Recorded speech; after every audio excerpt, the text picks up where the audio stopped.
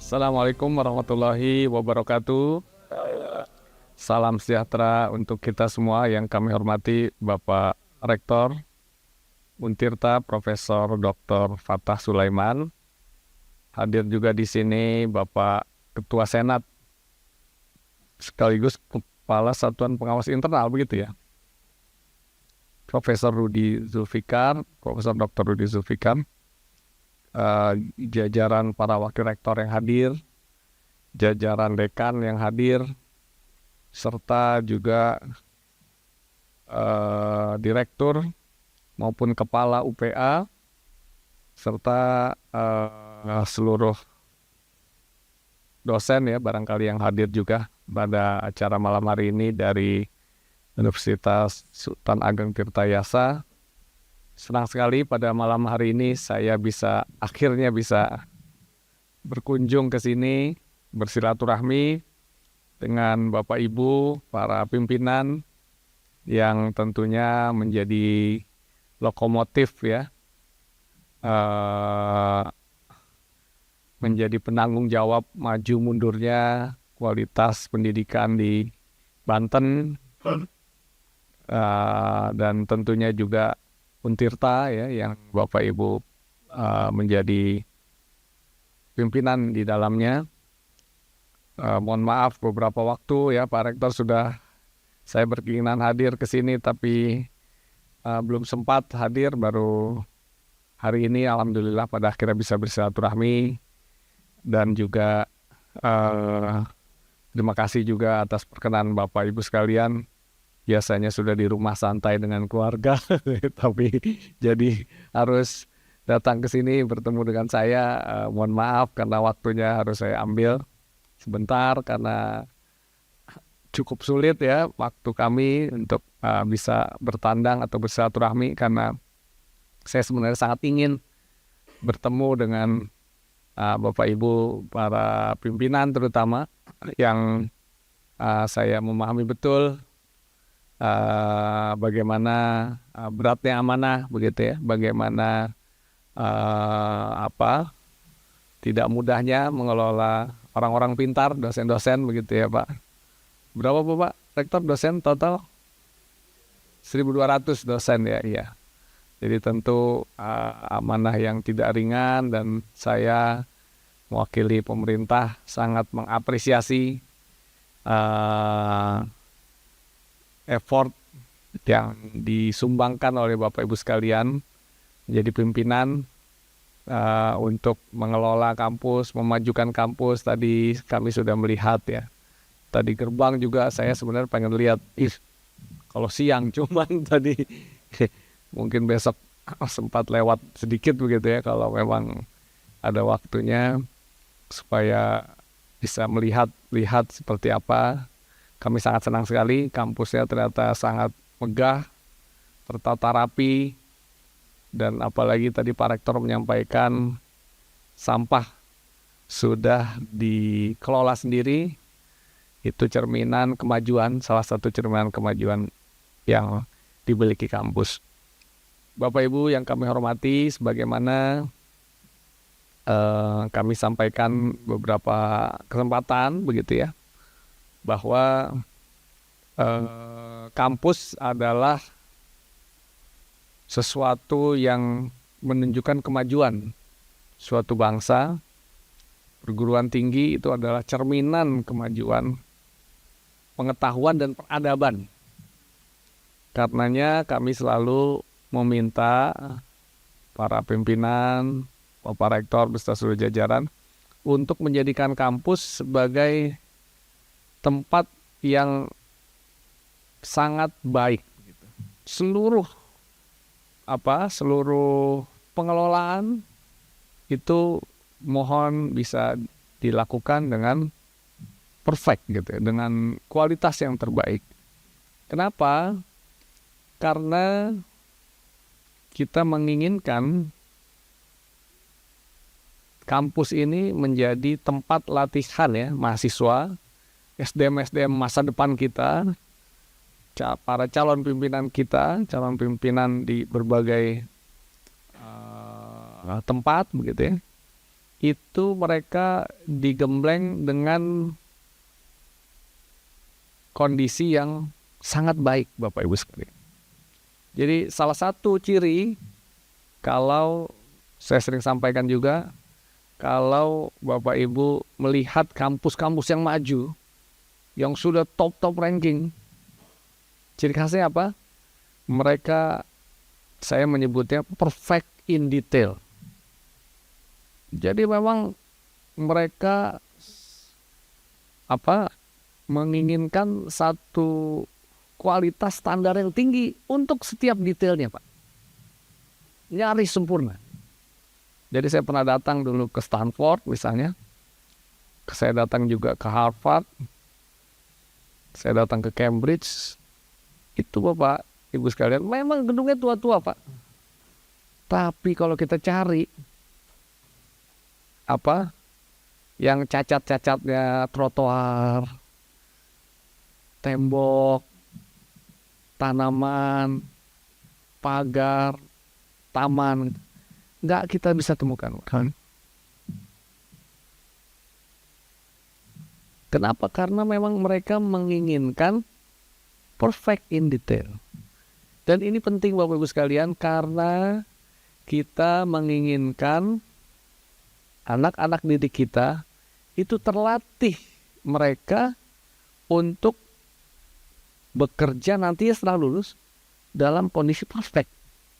Mereka melayani orang dengan cara yang terbaik. Mereka bekerja dengan kualitas terbaik. Nah itu Bapak Ibu sekalian, kalau kita ajarin pakai bicara, nanti kalau kamu lulus harus yang terbaik ya. Nggak mempan. Yang membangun paradigma bagi mereka itu adalah keseharian mereka. Selama 4 tahun, setiap hari dari pagi, siang, sore, setiap hari mereka melihat standar yang tinggi, kualitas yang tinggi. Itu yang akan membentuk mereka menjadi orang-orang yang berstandar tinggi, menginginkan achievement yang tinggi juga. Makanya saya titip Pak Rektor, saya yakin dengan berbagai capaian tadi, Untirta pasti bisa. Dan ini misalnya ruangan ini kan sudah menggambarkan perfectness, perfect in detail. Makanya saya selalu kalau ke kampus saya agak rewel, mohon maaf, ngelihat hal kecil-kecil, tolong benahi, tolong betulkan. Jadi jangan membiarkan ada satu yang nggak bagus gitu ya, satu yang tembok yang rusak, cat yang ini, karpet nggak bagus. Segera betulin, segera betul. Karena kita ingin mendidik adik-adik kita menjadi orang-orang yang perfect. Termasuk sampah, Bapak Ibu sekalian. Jadi orang di setiap hari lihat semua rapi, sampah nggak kelihatan. Mereka pasti Pak, begitu bekerja, mereka ingin kerapihan. Termasuk di dalamnya adalah layanan mahasiswa. Layanan juga harus kita buat. Disiplin itu saya berharap kampus, termasuk tentu Untirta, itu bisa menunjukkan kelasnya. Di sanalah kelas kampus akan dilihat. Jadi tidak hanya kualitas pengajaran, riset, papers, nggak hanya itu. Tapi keseharian itu justru jauh lebih penting. Dan itulah yang kemudian menghasilkan SDM. Sekali lagi tidak harus baru, Bapak Ibu sekalian. Bapak Ibu kalau datang ke dulu kampus saya di University of Tokyo, aduh gedungnya udah tua banget Pak. Gedungnya udah tua. Ini juga lantainya bukan lantai marmer yang hebat-hebat, lantai zaman dulu. Tapi kalau kita cari bocelnya gitu ya, rusaknya nggak kita temukan. Karena mereka menginginkan itu. Jadi itu Bapak Ibu sekalian, saya mohon titip kita sempurnakan. Bapak Ibu yang jadi dekan cek. Jadi jangan ada tuh kursi-kursi patah ditaruh di sembarangan. Jangan. Jadi anak-anak harus setiap hari dia, oh keren ini kehidupan yang modern. Makanya Bapak Ibu sekalian, Pak Rektor, barangkali sesekali silahkan kunjungi kampus top di dunia. kunjungi kampus top dunia. Saya dulu jadi dekan, setiap tahun saya minta ketua prodi saya suruh pergi ke luar negeri. Saya kasih anggaran Pak Rektor.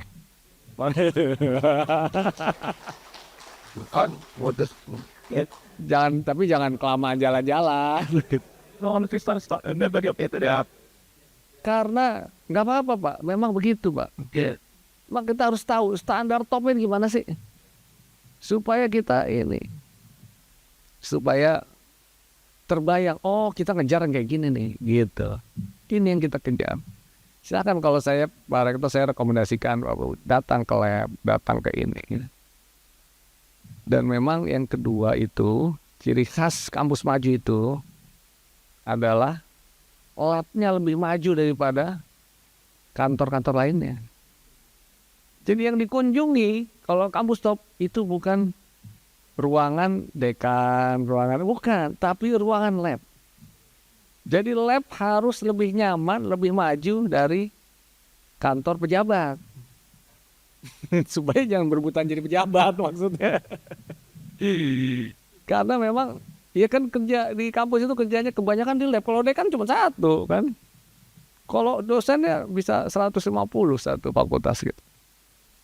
Nah itu juga silahkan dikembangkan Pak Rektor, kami titip. Tapi saya percaya apalagi sampah itu sudah sangat maju Pak.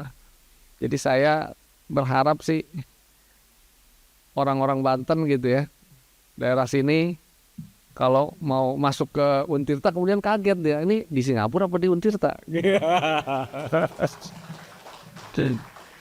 Karena saking rapinya, sampah susah nemuin. Kalau di negara maju kan begitu Pak. Kita jalan udah panjang perasaan nggak nemu sampah sulit. Kalau di kita kan belum keluar rumah udah ada sampah gitu. Karena saking bersih, saya berharap seperti itu Bapak Ibu sekalian. Sehingga anak didik kita Pak, itu mereka kalau biasa bersih tiap hari matanya nggak pernah lihat sampah. Dia di rumah pasti di tempat kerja nanti dia udah pastilah itu. Walaupun kita ajarin sampah buang tempat-tempat nggak mempan kecuali dia lebih dirasakan. Jadi saya minta tolong apa yang sudah baik itu diteruskan Pak Rektor. Pemilahan sampah silahkan dilanjutkan, itu bagus sekali. Bahkan kalau perlu ditawari Pemda Pak Rektor.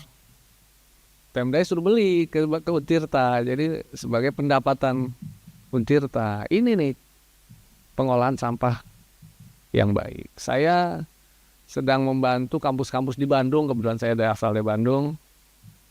Pemda Bandung, Pemkot Bandung, itu dia punya 150 kelurahan, Pak. Satu kelurahan itu sampah kira-kira 7-10 ton per hari. Nah, mereka sekarang kesulitan, kami menawarkan satu pabrik instalasi itu 1,5 miliar. Tapi butuh 500 meter persegi. Nah, berarti kan hanya 225 miliar. 225 miliar udah beres sampah. Nggak ada lagi yang buang. Setiap kelurahan cukup buang sampai kelurahan. Jadi nggak ada lagi truk-truk juga yang simpang siur bawa tambah tumpukan sampah-sampah banyak. Nah ini Untirta saya rasa sangat berpeluang Pak. Apalagi di daerah Banten rasanya lahan-lahan masih banyak ya. 500 meter satu kelurahan, satu desa itu pasti masih memiliki luas-luas segitu. Nah silahkan dibuat yang rapi proposalnya, ditawarkan Pak ke Pemkot ya, sehingga kampus bisa berdampak, memberi efek pada lingkungan sekitarnya. Ada juga kampus di Bandung itu Telkom University, itu dia mengolah sampah, RW terdekatnya sudah buang ke dia. Sudah bayar juga, ngasih tipping fee lumayan. Itu yang dulu dia bisa mendapatkan uang sampai 1 miliar per bulan, lumayan dari proses. Jadi ini kesempatan kita berbagi atau membuktikan kita kampus memiliki dampak bagi sekitarnya. Apalagi tadi sudah berjalan, tinggal diduplikasi saja. Kami persilahkan kalau butuh rekomendasi atau apa, saya berkenan Pak Rektor, silakan disiapkan. Kemudian yang selanjutnya juga adalah terkait dengan peningkatan kesejahteraan dosen. Nah, ini saya nitip. Karena memang sejak era Tukin bergulir begitu ya. Nah, ini memang kasihan Bapak Ibu Rektor yang dari BLU sudah remun begitu ya Pak. Iya, yang termasuk Untirta ini yang perlu bekerja keras untuk mengejar lah begitu ya, mengejar Tukin versi BLU Remun begitu ya, atau Tukin versi Satker yang survei. Jadi mohon Pak Rektor beserta jajaran ini silahkan aset-aset bagaimana caranya supaya pendapatan kampus lebih tinggi sehingga bagian yang bisa diberikan pada kampus kepada dosen-dosen juga menjadi lebih tinggi. Hanya saja saya juga melihat bahwa salah satu cara yang mungkin untuk meningkatkan kesejahteraan dosen itu adalah mendorong kenaikan pangkat dosen, Bapak Ibu sekalian. Jadi saya punya rumus 678. 6 tahun sejak asisten ahli naik menjadi lektor maksimal. Dari lektor ke lektor kepala 7 tahun. Lebih susah kan? Dari lektor kepala ke guru besar 8 tahun. Karena papernya 2 sekarang. Jadi harusnya bisa Bapak Ibu sekalian. Berarti 6 tambah 7 tambah 8, 21 tahun. Kalau 30 tahun Bapak Ibu mulai berkarir sebagai dosen, sebagai asisten ahli, seharusnya umur 51 tahun sudah menjadi guru besar. Nah, ini silahkan dikaji Pak Rektor beserta jajaran WR berapa? Yang WR 2 ya. Bagaimana mendorong dosen-dosen untuk memiliki kebiasaan menulis paper yang kalau ngajar kan pasti udah terpenuhi kan. Ngajar dapat poin mengajar terpenuhi. Pengabdian masyarakat gampang lah, bisa diatur begitu ya. Kemudian yang meneliti nih, yang selalu kurang. Jadi saya sering Pak, Bu, di di WA, Pak, saya udah umur 65, tolong gimana? Aduh, saya bilang kenapa nggak dari dulu naik pangkatnya? Udah batas usia pensiun, mengajukan kenaikan pangkat, papernya teh gimana ya? Tipis-tipis gitu. Ada yang bermasalah jurnalnya, ada yang macam-macam. Jadi kan kita juga, aduh kasihan begitu ya. Tapi kenapa nggak dari dulu? Bapak kan udah kerja 30 tahun misalnya. Nah ini tolong bisa diatur, di manage. Jadi memang tanggung jawab di dekan sih ya sebenarnya ya. WR2 memberikan arahan. Nah supaya semakin banyak yang menjadi guru besar. Nah memang ini harus jadi kebiasaan. Menulis paper itu harus jadi kebiasaan Pak. Seperti Bapak Ibu menyiapkan PowerPoint untuk ngajar. Ya, seperti Bapak Ibu membuat soal. Makanya jangan PPT jangan nggak diperbaharui Pak. Sekali bikin PPT sekarang sama 20 tahun lagi sama. Seumur hidup. Oh, ilmunya udah berubah padahal. Ini penting Bapak Ibu sekalian supaya kesejahteraan naik. Supaya juga karir teman-teman dosen ini naik. Jadi memang naik pangkat itu jangan menjadi tanggung jawab personal. Itu harus menjadi tanggung jawab institusi, kampus. Kampus yang punya kepentingan seseorang menjadi dosen yang kenaikan pangkat tertinggi. Nah, tapi memang ini budaya yang harus kita mulai. Belum banyak yang seperti itu. Sekarang sebenarnya dengan sistem yang canggih, dengan IT, dengan ada Scopus, ada Google Scholars, sistem informasi yang sudah sangat canggih, seharusnya semakin mudah. Jadi saya sebenarnya bermimpi, Bapak Ibu sekalian, orang naik pangkat itu tidak perlu mengajukan diri. Jangan dosen datang ke jangan sampai dosen itu datang ke prodi, ke departemen atau ke fakultas. Pak, ini saya sudah memenuhi, Pak. Jangan. Harusnya dosen ditelepon. Pak, Bapak naik pangkatnya sudah keluar SK-nya. Oh loh, kaget. Itu baru top gitu. Jadi apa? Setiap tahun harusnya ada skor buat dosen. Saya kurang conference segini, jurnal segini. Mengajarnya sudah cukup gitu. Dulu Pak, saya dulu dekan. Begitu jadi dekan saya cek semua dosen, saya cuman mimpin 140, 150 lah dosen di bawah fakultas saya, FTI. Saya minta data ke bagian kepegawaian, coba udah berapa lama nggak naik pangkat setiap dosen. Nah, terus coba dicek papernya udah berapa, kan ada di Google Scholar, gampang kan ditarik semua. Coba dinilai, simulasi aja dinilai. Saya suruh nilai itu semua. Habis itu saya panggil Pak satu persatu. Bapak, Bapak udah 10 tahun yang naik pangkat. Siap-siap naik pangkat ya Pak. Ini skor Bapak kurangnya segini, ngajarnya udah lebih. Ya kan, biasanya ngajar udah lebih. Ini udah lebih, semua udah lebih, kecuali paper Pak. Bapak kurang paper segini. Yang susah kan paper syarat kan yang susah ya. Kan tapi cuma satu. Guru besar cuma 2. Biasanya kan kalau conference banyak tuh kan udah. Saya bilang, Bapak fokus bikin paper. Jadi saya suruh Pak, 1 tahun kita kasih anggaran.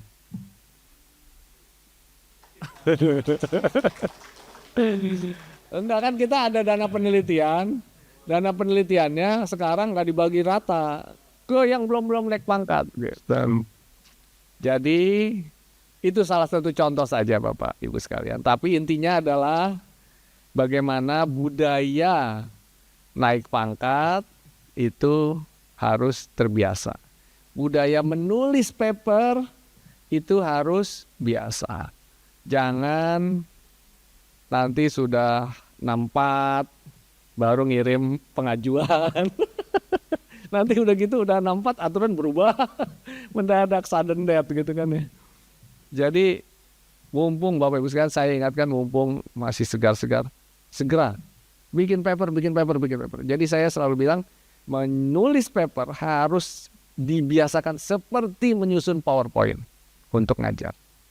Jadi kalau kita setiap tahun yang semester bikin PowerPoint, nah harus biasa juga tulis paper. Karena sebenarnya kalau dikerjain tekun dikit, nggak mungkin Pak 4 tahun nggak bisa bikin satu paper. Tadi kan guru besar kan 8 ya, 8 tahun.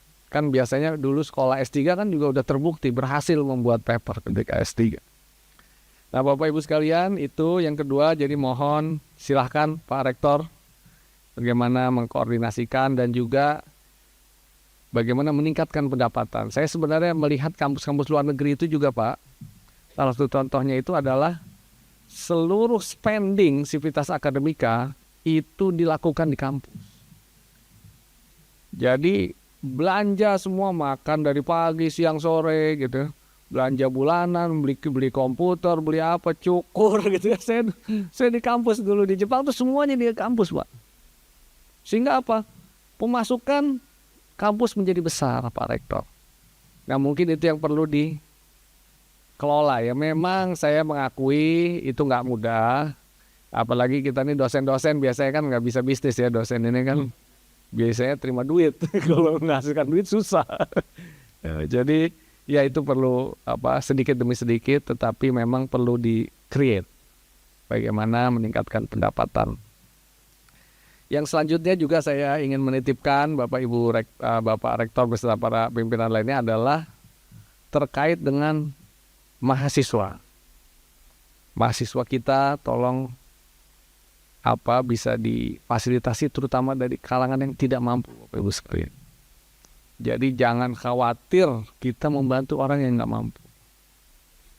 Tolong dipastikan, kita kan berharap 20% ya Pak Rektor. Itu adalah berasal dari kelompok yang tidak membayar. Bisa jadi mereka SPP-nya tidak nol tapi mendapat beasiswa.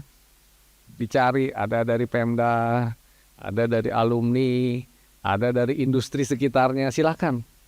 Itu memang kita harus proaktif mencari sumber-sumber pendanaan. Sehingga apa? Sehingga kita di kampus kita itu orang-orang yang tidak mampu bisa berkuliah, Pak, bisa bersekolah di kampus kita. Saya percaya sekali ini yang juga perlu kita terus dorong. Jangan kita membuat kampus terlalu komersial. Dari UKT, kita harus merubah paradigma pendapatan kampus itu bukan dari UKT. Dari pengetahuan yang kita lahirkan. Dari riset yang kita hasilkan. Tadi itu dari pengolahan sampah, pengembangan teknologi, atau dari aset-aset belanja-belanja warga kampus, di dalam kampus. Karena UKT itu kita harus mempertahankan, Pak. 20, 50, 30 ya, Pak. 20 itu nggak bayar, 50 reguler, 30 maksimal itu yang mendapatkan IP ya. Itu pun kita lihat-lihat, Pak Rektor, Bapak Ibu sekalian, jangan terlalu tinggi bagaimana kemampuan. Jangan sampai orang menunda kuliah atau tidak jadi kuliah hanya gara-gara biaya. Kita harus membuat kampus kita menjadi tempat transformasi keluarga-keluarga yang ekonomi lemah, dia menjadi berdaya. Karena satu-satunya jalan, Pak, untuk mengangkat status sosial itu dengan pendidikan. Dan Bapak Ibu sekalian, jangan khawatir servis mahasiswa-mahasiswa seperti ini. Karena itu seolah kita kehilangan pendapatan. Waduh, kita jadi nggak dapat pendapatan. Padahal tidak, Pak. Itu adalah investasi.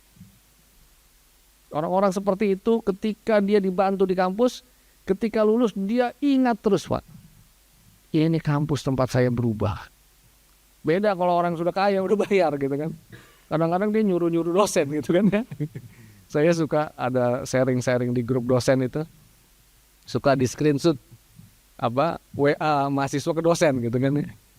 Beda tuh kalau yang jalur-jalur IP mandiri bahasanya nyuruh-nyuruh gitu kan. Pak, saya udah telanjur jalan ke luar negeri. Dia ngatur kita. Bisa diganti ya Pak? Bahasanya begitu kalau yang anak ini. Misalnya besok perwalian kita umumkan kan. Perwalian tanggal segini ya. Pak, tolong diganti waktunya ya Pak. Saya sudah janji akan ikut jalan-jalan keluarga. Jadi suka begitu. Itu Pak, kalau mereka yang merasa membayar kita, beda Pak dengan yang kita ini kan. Jadi itu investasi besar kita. Jadi jangan khawatir Pak. Rezeki Untirta nambah justru kalau memperbanyak orang-orang yang seperti ini. Kita kan sering ya, kita jadi dosen kan suka kalau wisuda ya. Yang jadi dosen wali, jadi kaprodi mungkin ketemu kan sama orang tua yang nggak mampu. Itu Pak, oh ini dikenalin kan. Pak ini dosen wali, ini dosen pembimbing tugas akhir, ini kaprodi, ini dekan, ini. Oh orang tuanya itu Pak, mereka mungkin nggak sekolah. Iya kan? Kelihatan pakaiannya biasa. Tapi Pak begitu salaman, dikenalin. Doanya panjang betul Pak, nggak habis-habis ya kan.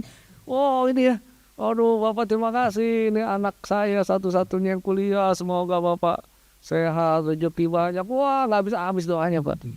Jadi kalau saya pesan, jangan khawatir. Jangan pernah hitungan sama kita memberi orang-orang yang nggak mampu. Multiplier efeknya besar itu Pak. Saya percaya betul.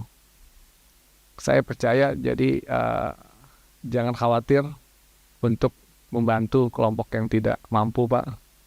Pahalanya berlipat, doanya juga mungkin semakin majunya Untirta. Jangan-jangan salah satunya kan doa-doa orang-orang yang seperti itu. Jadi itu tolong saya titipkan.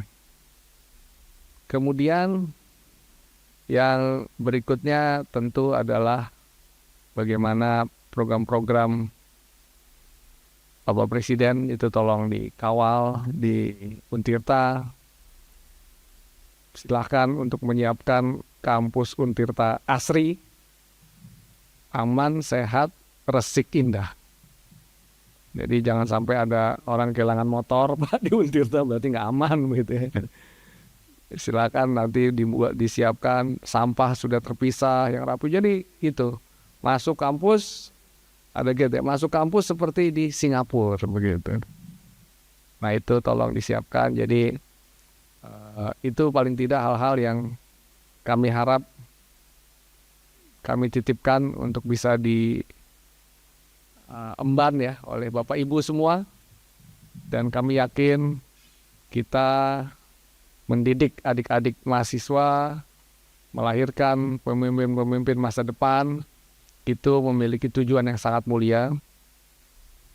Dan saya selalu sampaikan bahwa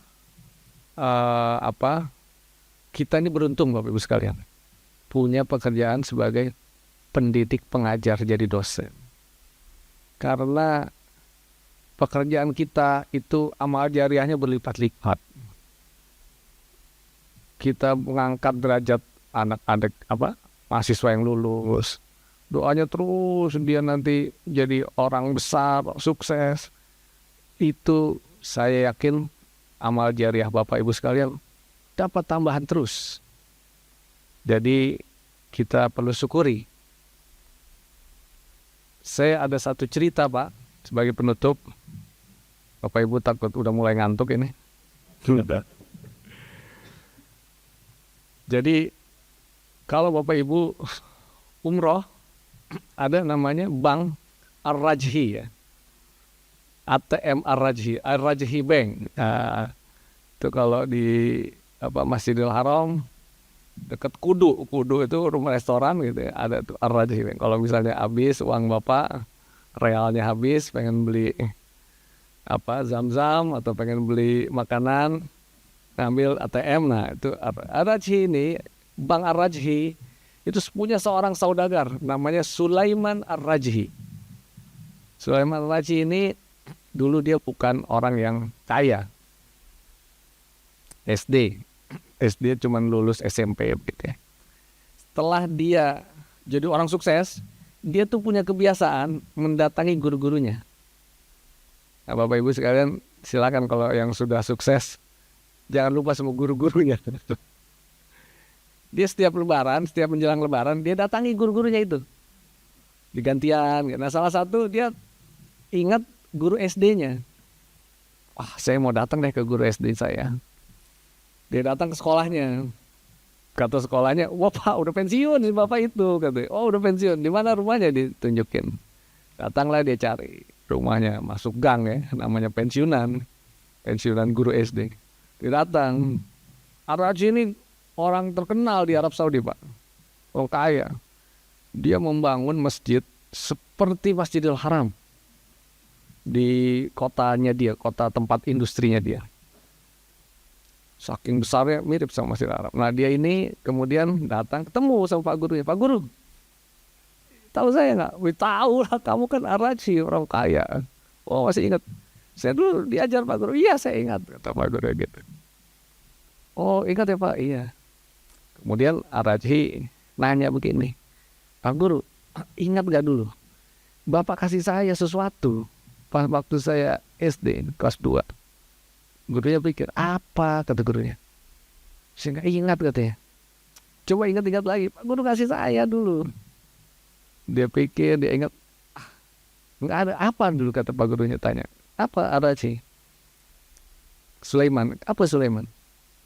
Dulu saya SD, Bapak kasih saya 2 real untuk jalan-jalan tamasya, piknik SD. Oh iya iya kata gurunya, oh iya saya ingat. Jadi dulu Pak, ini Araji ini dari keluarga miskin.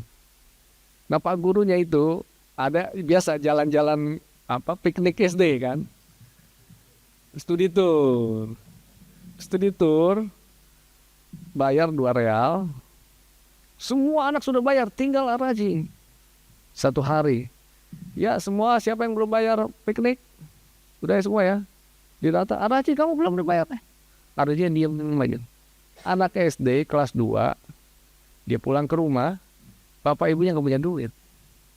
Dia minta uang, Pak, bayar dong, saya mau ikut jalan-jalan. Apa ibu bisa bayar? Anak SD, kelasnya mau jalan-jalan, kan seneng banget ya, kebayang. Tapi dia setiap kali minta nggak punya uang, ibu.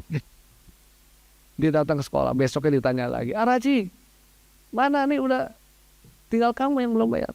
Dia diem aja. Kebayang Pak, sedihnya itu anak. Akhirnya si guru ini dia ngeliat, Pak Araji kayak nggak punya uang nih. Dia nggak mau ngasih, takut Araji tersinggung atau merasa kelihatan miskin gitu kan. Akhirnya si bapak ini dia bilang begini, sekarang siang ini ada kuis, siapa yang bisa menjawab ini dapat 2 real. Dan dia tahu nih yang bisa jawab Araji aja nih. Akhirnya dikasih pertanyaan, betul Araji tunjuk tangan. Dia, wah jawaban betul, dapat 2 real. Bapak ibu sekalian, bapak ibu. Sekarang bayangkan kegembiraan seorang anak kecil, udah berhari-hari dia stres. Iya kan, anak kecil dia stres ini. Semuanya teman-teman udah bayar, bayangin, waduh kita nanti jalan-jalan naik bis apa. Dia diem aja nggak punya duit, minta ke rumah ibunya nggak dikasih, nggak punya uang. Araji girang ya minta, dia langsung kasih dapat 2 real, dia lari ke TU untuk bayar uang gitu. Nah bapak ibu sekalian, begitu diingetin gitu gurunya, oh iya saya ingat itu kamu itu saya kasih katanya gitu. Nah akhirnya apa? Pelajaran apa bapak ibu sekalian? Seorang guru, pendidik seperti kita nih, kita barangkali sudah lupa Pak, ngasih apa kita nasihatin apa ke anak didik kita. Tapi bagi anak didik kita, dia ingat betul sampai udah punya kekayaan Araji itu 90 triliun Pak ketika dia meninggal. Dia punya kekayaan segitu, dia masih ingat oleh gurunya. Padahal gurunya aja didatengin, dia udah lupa, ya kan? Gurunya udah lupa Pak. Saking orang ikhlas, kalau orang ikhlas memberi itu begitu, dia udah lupa. Nah, Araji dia bilang, Pak Guru, saya traktir makan yuk. Traktir makan restoran orang kaya kan, cari restoran yang paling enak di Mekah. Wah udah makan, Pak Guru, mampir ke rumah saya ya. Oh iya ya, pengen lihat saya. Mampir ke rumah Araji, tunjukin ini kamarnya, udah kasurnya rapi, mobil. Udah keluar di depan halaman, dia bilang, Pak Guru, ini rumah beserta isinya, saya kasih ke Pak Guru. Kasih Pak. Saking rumah, kalau orang kaya di Arab itu nggak kayaknya kita Pak. Kalau kayak kita baru punya mobil 2 aja udah pamer kemana-mana. Bolak-balik gitu ya. Baru beli mobil Denza udah bolak-balik. Dia rumahnya nggak kata, dia bilang ini tuh rumah udah ada isi, saya kasih nih. Wah Pak Guru kaget. Pak saya apa? Ya saya bayar hutang dulu 2 real. 2 real dibalik nih. Mungkin Pak Guru ngasih nggak seberapa, tapi saya Pak ingat terus sama Pak B. Dia kasih 1 rumah bisa. Besok Pak anak Pak Guru besok yang mau kerja di tempat saya datang semua ke saya kasih kerja. Jadi Bapak Ibu sekalian, itu Pak, jangan ragu-ragu ngasih. Nggak usah banyak pikir, kalau udah ngasih kasih. Itu investasi, meskipun Bapak Ibu jangan berharap ya, jangan nungguin kapan nih mahasiswa saya ngasih rumah. Ntar takutnya Pak, Bapak Ibu pas lagi temu alumni diem aja nungguin mana mahasiswa saya nih. Rumah mana rumah dulu. Jangan, diem aja nanti kalau emang rezekinya dapat insya Allah. Jadi Bapak Ibu sekalian, itu contoh saja, ya, salah satu contoh betapa peran pendidik, peran dosen Bapak Ibu itu luar biasa. Nggak barangkali kita ngasih apa, ngasih pesan yang nggak, mungkin kita karena banyak mahasiswa gitu, kita juga lagi kepikiran banyak urusan apa, jadi kita kadang mahasiswa datang kita kasih sekenanya aja kan gitu. Tapi mungkin begitu Pak, tapi bagi mereka itu luar biasa Pak. Jadi saya hanya ingin mengajak kita semua, mari kita berkhidmat lebih baik lagi, bertekad lagi. Mari kita jadikan anak didik kita ini sarana untuk membuat mereka betul-betul bersemangat, motivasi tinggi. Mereka nantinya menjadi orang-orang yang berhasil. Karena itu jauh lebih, nilainya itu tidak tidak ternilai. Adik-adik mahasiswa, alumni-alumni yang sukses itu sesuatu kebaikan yang luar biasa. Dan mereka nanti Pak, mungkin saya juga ngasih masukan ke Pak Rektor dan sebagainya. Silakan dibuat pola-pola sumbangan untuk alumni Pak. Saya pernah datang ke kampus di Amerika, lupa saya di yang daerah agak dingin begitu ya. Itu Pak, bangku-bangku gini aja dinamain alumni Pak. Ada nama alumni. Ini namanya siapa, tahun berapa gitu. Jadi hiasan ornamen-ornamen di taman, di tempat-tempat duduk, di kantin, itu kasih ke alumni. Jadi mereka banyak bisa beramal, bisa mengembalikan gitu. Gedung-gedung gitu ya. Satu gedung mau direnovasi di Lego, satu angkatan nyumbang gitu ya. Mungkin kalau sendiri terlalu berat, satu angkatan. Misalnya teknik mesin angkatan 95 gitu. Nah, itu jadi kita buat mereka ada wahana untuk membuat pola-pola seperti itu, Pak Rektor.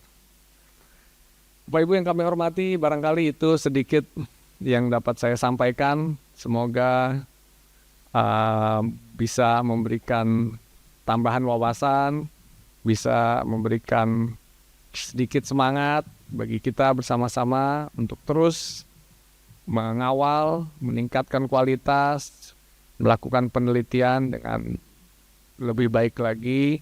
Dan sekali lagi saya mengapresiasi Pak Rektor beserta seluruh jajaran pimpinan untuk kepemimpinan, untuk tata kelola yang baik di Untirta. Praktek-praktek baik silahkan dilanjutkan. Kalau masih ada yang bisa belum sesuai silahkan diperbaiki terus-menerus. Kita lakukan continuous improvement sehingga semakin hari menjadi semakin baik. Demikian yang dapat saya sampaikan. Mohon maaf kalau hal yang kurang berkenan. Barangkali ada yang mau disampaikan atau mungkin boleh 1-2 orang begitu ya Pak Rektor ya. Silakan. Ya, silakan Bapak. Ikat pada 2 silakan.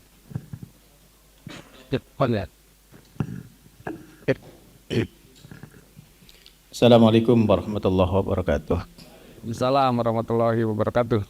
Pak Menteri, perkenalkan saya Fadlullah, Dekan FKIP Untirta, bersama Prof. Hermawan, juga Ketua Bidang Budaya di Asosiasi Masjid Kampus Indonesia. Saya sangat senang dengan kisah yang disampaikan Pak Menteri. Pertanyaan saya sederhana, bagaimana kita membangun budaya untuk membayar SPP setelah lulus.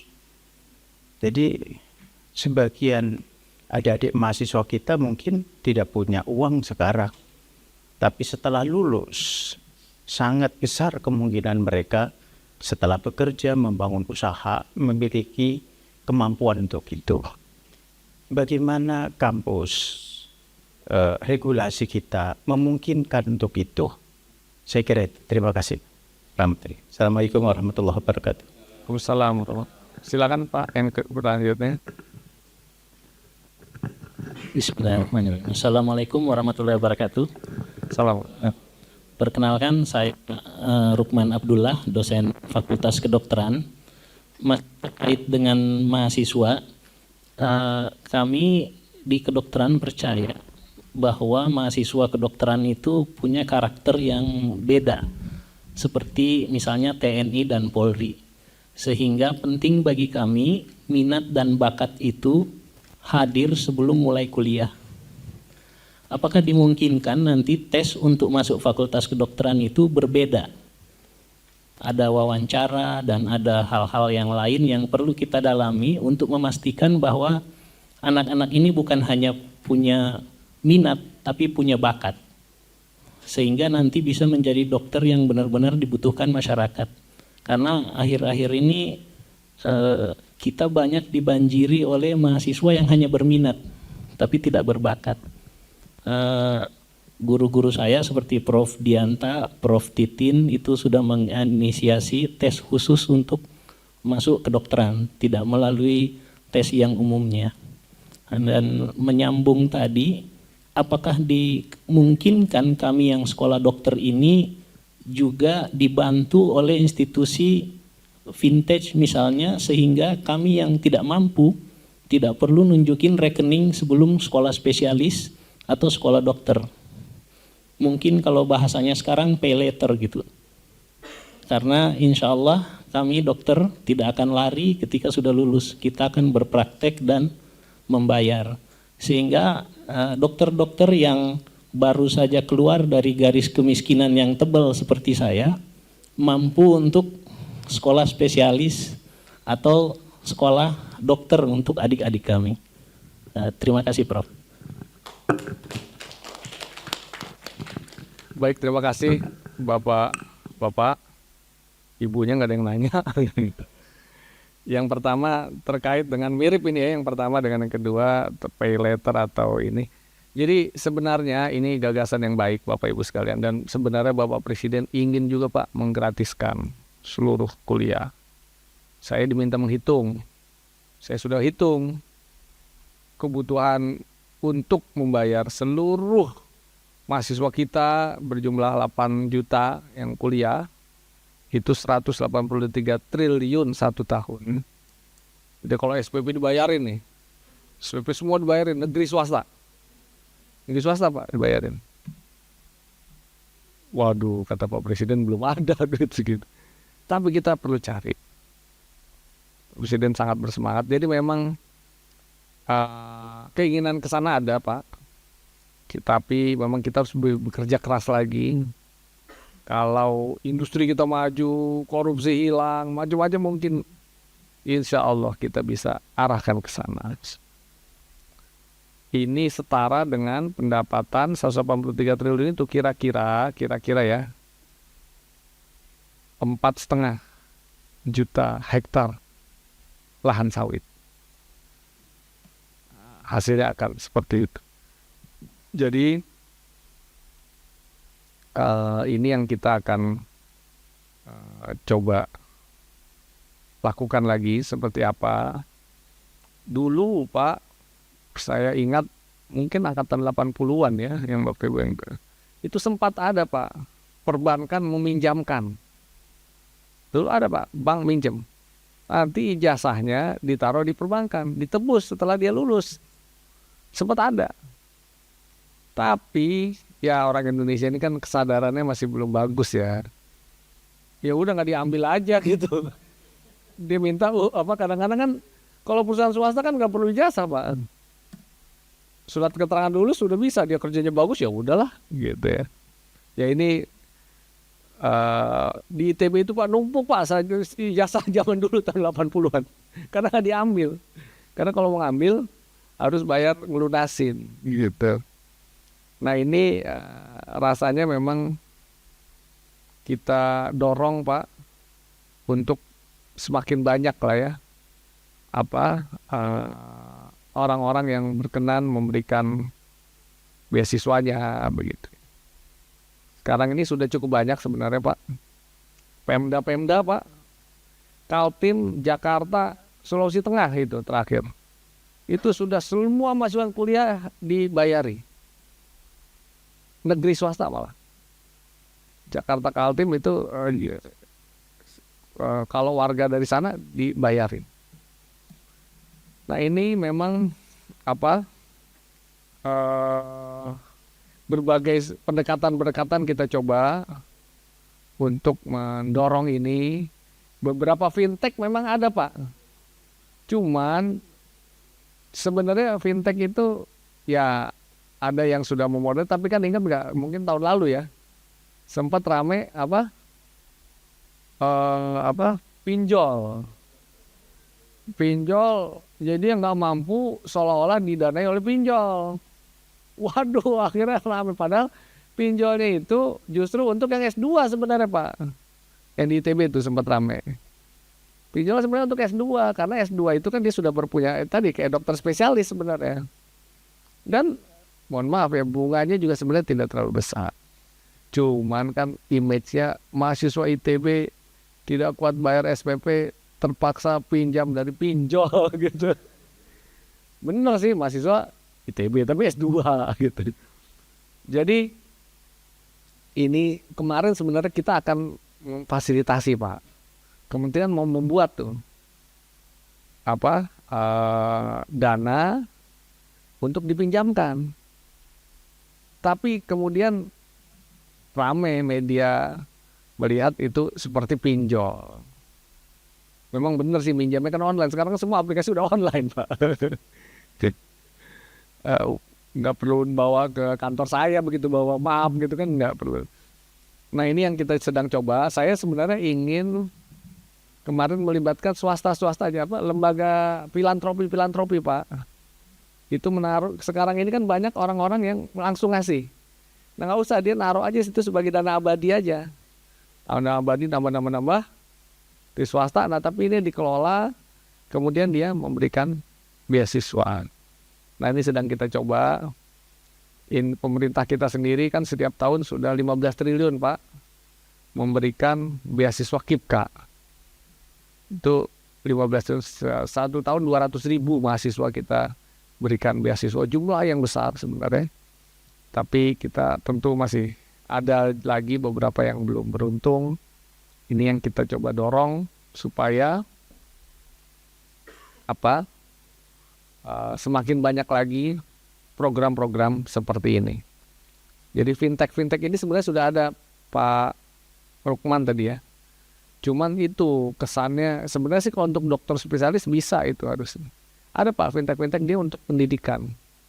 Di S2 yang eksekutif kelas, itu mereka sudah Pak. Jadi dipotong nanti gaji dipotong begitu ya selama 5 tahun begitu ya. Nah itu cuman memang belum cukup banyak ya.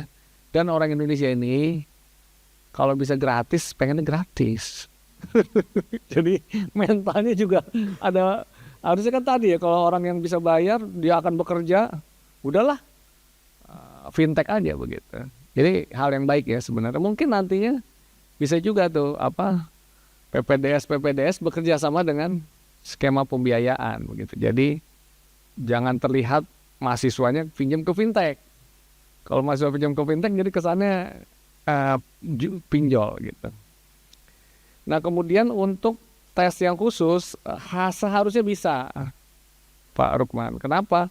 Karena sekarang untuk yang mahasiswa jurusan seni misalnya itu kan sudah ujiannya khusus. Dia harus ada tes gambar dan sebagainya. Jadi silahkan kalau mau diadakan, nanti kami coba bicarakan juga ya dengan teman-teman ujian masuk. Tapi itu sangat mungkin intinya. Jadi Bapak Ibu sekalian, terima kasih. Mohon maaf karena sudah cukup larut, saya ngantuk, Bapak Ibu juga ngantuk. Jadi takut nanti kita bicaranya kemana-mana. Saya sampaikan apresiasi Pak Rektor beserta Bapak Ketua Senat, para Wakil Rektor, Dekan, serta teman-teman dosen yang hadir pada malam hari ini. Titip salam kami kepada Bapak Ibu yang belum hadir di acara ini. Semoga kita terus bersemangat bisa memajukan, mengelola kampus Untirta ini dengan baik. Ya, tentunya kita ingin melihat lulusan-lulusan yang juga akan lahir dari kampus ini menjadi pemimpin-pemimpin nantinya, jadi orang-orang yang berkarakter, yang mereka kemudian memajukan bangsa, negara, dan tentunya mereka pasti akan ingat kampus tempat mereka dibesar. Mohon maaf kalau ada hal yang kurang berkenan. Billahi taufik wal hidayah. Assalamualaikum warahmatullahi wabarakatuh.